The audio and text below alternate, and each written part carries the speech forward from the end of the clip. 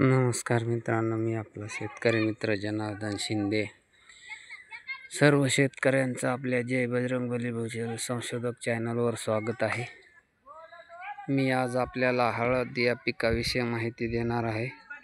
मराठवाड्यातल्या शेतकऱ्याला माहिती आहे, कारण मराठवाड्यामध्ये परभणी, वसमत, जिंतूर या भागात भरपूर प्रमाणात हळदीची शेती केली जाते. विदर्भातल्या काही भागात हळदीची शेती केली जाते, पण ज्या भागात हळदीची शेती केली जात नाही त्यांच्यासाठी हा व्हिडिओ राहणार आहे.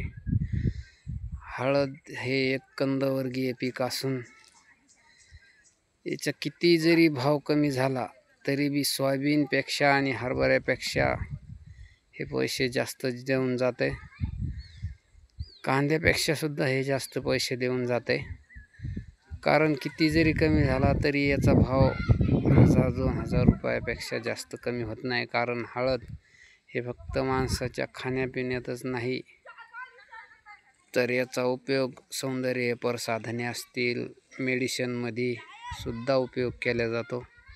त्याच्यामुळं हिचा भाव जास्त कमी होत नाही. अशी हळदीची शेती आहे. आणि हळदीची शेती जर केली, खत पाणी व्यवस्थित जर रित्या तिला दिलं आणि शेत अशा प्रकारे जर असेल तर एकरी 40-35 क्विंटल वाळून उत्पन्न मिळू शकते. धन्यवाद. माहिती आवडली असेल तर व्हिडिओला लाईक आणि चॅनलला सबस्क्राईब करा. जय बजरंगबली.